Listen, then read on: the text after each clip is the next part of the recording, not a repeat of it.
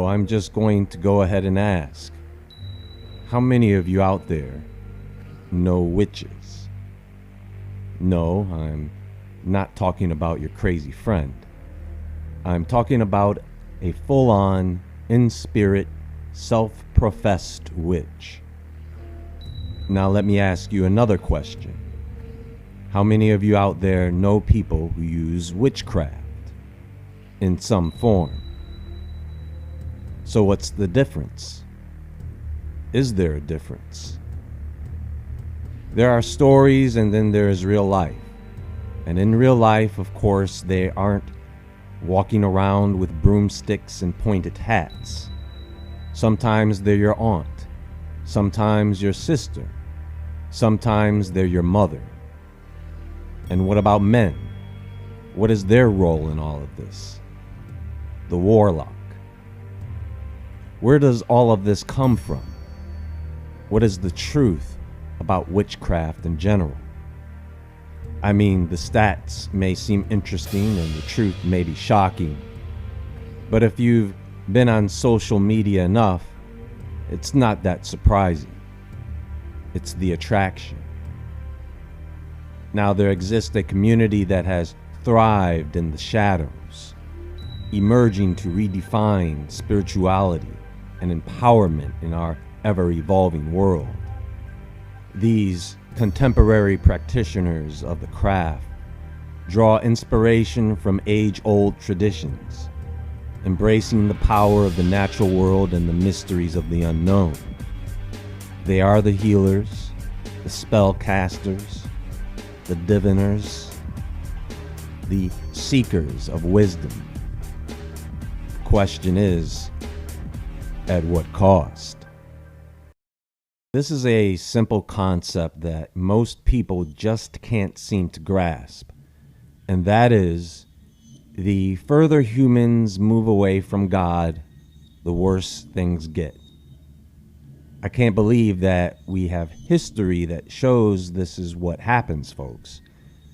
The syncretism of religions, or should I say the mixing of religious ideas, the preference of fantasy and science fiction over Christianity, the deconstruction of our language, feminism, individuality. Everyone just wants to be who they want to be and do what they want to do, and it be okay. The problem with that is we live on a planet with other people on it. So this is why a long time ago, people who didn't fit in, society just got rid of them. It was that simple. We have this thing with people sleeping around. They call it hookup culture today. How frowned upon is such an act of a person sleeping around, particularly a female, that they would stone her for that. Today, they have apps for it. A buffet of people to choose from if a person was so inclined. With the advent of multiple social media platforms, accessibility has hit an all-time high. Which leads me to discuss the influence these platforms have on society. People can elicit an attraction. They can project something out there and attract people to it. Do you know what the definition of pornography is? It is anything in the media that is intended to sexually stimulate or arouse you. Notice I didn't say anything about being naked. All it has to do is stimulate you. So, witchcraft, for some, seems to be an attractive thing. It's magical. But is it the attraction that really gets a person to bite? Of course, there are shamanic priests, high priests, warlocks, sorcerers, wizards, but there apparently seems to be more women involved with this, and one of the greatest weaknesses that they have working against them is a desire for belongingness and a fear of ostracism. They value being and remaining part of a group more than anything. Anything. Some people value that more than air, more than life. You can go ahead and think about it if you want. Why do you think pimps and hoes exist in the first place? Because one of them is lonely and wants desperately to be part of a group, and the other wants to exploit that desperation for profit. How many people stay in an abusive relationship just because they don't want to be kicked out of the group? A group can be two people. Think about this. I uploaded a video on the orphan trains of the mid-1800s to the early 1900s. Many of those children came from single parents. So, back then, unless your spouse died, it was frowned upon to be a single parent, and it would be very difficult to find another spouse. How many of those people do you think gave their children away so that they could have a fresh start, so they could remain part of their societal group? So today, this is why where you have one witch, you have several. Being part of the club is more important to them than being a witch. Even if they live alone in the woods, they have cats or dogs, or the forest animals are their group. You see, it's biologically rooted because raising children usually requires a group setting if the human race is to go on and on. A family has a very hard time surviving if there is only one person raising the family. It was nearly impossible to do centuries ago. Now, this is why you see the increase in the number of witches. It's influence. It's all about being part of a group. With that said, when they are isolated, that is when they are most vulnerable to that type of influence. And that's one group. Those are people who have been misdirected. The influence can be very subtle. For example, how many people do you know who have an altar in their home? Do you? Do you have a table set aside for ceremony or ritual? Do you have a tabletop where you set all your spiritual items? Little do you realize that you are slowly piecing together an altar to a deity. They are secretly influencing it. Then you have those who take it a bit more seriously. Candles end up on that table. Crystals end up on that table. Tarot cards end up on that table. Next thing you know, it's off to voodoo land you go. The fallen angels. Now, this comes from the book of Enoch. Now, when I read this, listen closely to what I'm saying.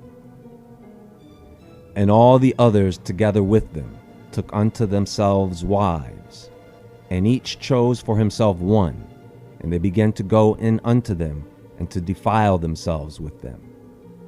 And they taught them charms and enchantments, and the cutting of roots, and made them acquainted with plants. And they became pregnant, and they bare great giants, whose height was 3,000 ells, who consumed all the acquisitions of men. And when men could no longer sustain them, the giants turned against them and devoured mankind. And they began to sin against birds and beasts and reptiles and fish, and to devour one another's flesh, and drink the blood. Then the earth laid accusation against the lawless ones. And Azazel taught men to make swords and knives and shields and breastplates, and made known to them the metals of the earth and the art of working them, and bracelets and ornaments, and the use of antimony, and the beautifying of the eyelids, and all kinds of costly stones, and all coloring tinctures. And there arose much godlessness, and they committed fornication, and they were led astray, and became corrupt in all their ways. Semyaza taught enchantments and root cuttings, Amoros, the resolving of enchantments. Barakel taught astrology. Kokabel, the constellations. Ezekiel, the knowledge of the clouds. Arakiel, the signs of the earth. Shamsiel, the signs of the sun. And Sariel, the course of the moon. And as men perished, they cried, and their cry went up to heaven. So let me translate. The fallen angels came down to the women of earth, the best they could find, then bred children with those women, essentially making them their wives. Meanwhile, men are taught by sneaky Azazel to make instruments of war, so that all the men would kill each other off, leaving behind many women. Are you with me so far? As this is occurring, the fallen angels are also teaching women, their wives, how to be witches, how to prepare themselves with makeup so that they look more appealing to the fallen angels. Then they teach them charms, enchantments, the cutting of roots, astrology, the constellations, the signs of the earth, sun and moon. They taught them how to be witches so that they could summon and communicate with their fallen angel husbands. Make sense? Today, it is done for the same purpose. The aesthetics, the makeup, the wardrobe, it was for the purpose of attracting spirits. Then there is the added jewelry, the charms, the bracelets, the amulets. These are things that spirits see as attractive. And the knowledge of the stars and seasons is so that the witch keeps their communication with these spirits on a schedule. If a woman was taken to be the wife of a fallen angel, she is not just sitting around at home with him there. She has to summon him. She has to get herself ready, dazzled up, and she has to perform some crazy ritual to get him to come around. And she has to have an altar, because you can bet he is absolutely going to make her worship him. Understand, the fallen angels since the very beginning have always used women to get to men. Satan couldn't get to Adam, but he saw an opportunity to get to Eve and did the same thing the Watchers did. He taught Eve witchcraft. For some reason, she had it in her head that this was some magical tree that would, through the ritual of eating the fruit, grant her the magical power of knowing good and evil and being like God. And then she in turn seduced Adam with engaging in witchcraft because he wanted Eve. He had never been with her before in that manner, you see. King Solomon had that problem with one of his wives who worshipped the fallen angel and seduced him into tagging along. So today, the modern witch is overt, less elusive, but more seductive. 33 different types of witches and the meaning of each.